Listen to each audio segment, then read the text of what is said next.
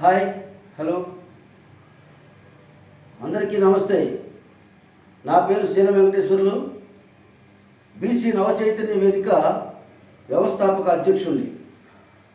మిత్రులారా, మనకు 1949 నవంబర్ 26న రాజ్యాంగం ఆమోదించబడి 1950 జనవరి 26న రాజ్యాంగం అమలైంది. ఆ రోజు నుంచి మనకి భారత రాజ్యాంగం అమల్లోకి వచ్చింది. ముఖ్యంగా నిరక్షరాస్యత, పేదరికం, వివక్ష, అంటరానితనం, అణిచివేతలు, ఇటువంటి అనేక రుగ్మతలు ఈ దేశంలో విలయతాండవం చేస్తున్న రోజులవి. అయితే ఈ చారిత్రాత్మక అసమానతలను తొలగించాలని డాక్టర్ బాబాసాహెబ్ అంబేద్కర్ గారు మన భారతదేశానికి ఆణిముత్యం లాంటి మహాద్భుతమైన ఒక రాజ్యాంగాన్ని మనకు ప్రసాదించారు. అదే భారత రాజ్యాంగం.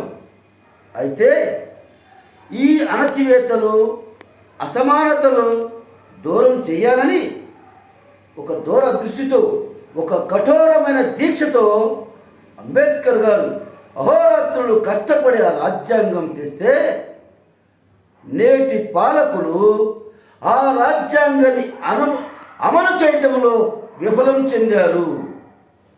కారణం స్వార్థ రాజకీయాలు, కుల వివక్ష. ఈనాటికి కూడా అంటరానితనం అలాగే ఉంది, పేదరికం అలాగే ఉంది, వివక్షత అలాగే ఉంది. రాజ్యాంగంలో అమలుపరిచిన అనేక అంశాలు ఇప్పటికీ అమలు కావటం లేదు. బీసీలకు కానీ, బడుగు బలహీన వర్గాలకు కానీ ఇంతవరకు కూడా రాజ్యాంగం మనకు ప్రసాదించినటువంటి హక్కులు మనకు అమలు కావటం లేదు. దీనికి కారకులు కూడా పాలకులే. మిత్రులారా, రాజ్యాంగం అంబేద్కర్ గారు రాసింది పేద బడుగు బలహీన వర్గాలు అణచివేతకు గురి కాకూడదు, వారు ఆత్మ గౌరవంతో బతకాలని ఏకైక లక్ష్యంతో ఆయన రాజ్యాంగాన్ని రాశాడు తప్ప ఆయన దళితులని, తన సామాజిక వర్గానికి మాత్రమే మేలు చేసుకునే ఆలోచన ఆయనకి లేనే లేదు లేదు లేదు.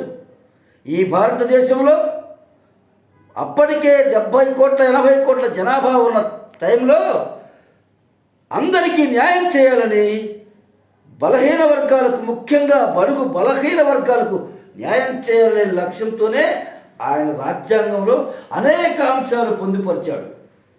ముఖ్యంగా దళితులకు రిజర్వేషన్లు అమలు చేయడంలో పూర్తి చేసిన తర్వాత ఆయన ఒక మాట చెప్పాడు. మిత్రులారా, ఏమన్నాడంటే, ఈ దేశంలో బీసీలు అత్యధిక శాతం జనాభా ఉన్నారు, వారికి న్యాయం జరగాలంటే వారు కూడా ఆర్థికంగానే కాకుండా అనేకమైన వెనుకబాటుతనాలకు గురవుతున్నారు, ఆదరణకు నోచుకోవటం లేదు.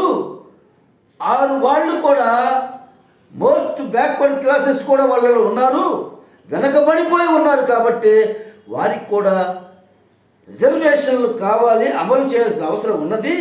కాకపోతే జనాభాలో ఎక్కువ శాతం ఉన్నారు కనుక వారికి జనాభా లెక్కల ప్రకారం బీసీ కులగణన జరపాల్సిన అవసరం ఉంది. కాబట్టి రాజ్యాంగంలోనే, అంబేద్కర్ గారు రాసిన రాజ్యాంగంలో ఆర్టికల్ 340 అనే అధికరణను ఆయన పొందుపరిచాడు.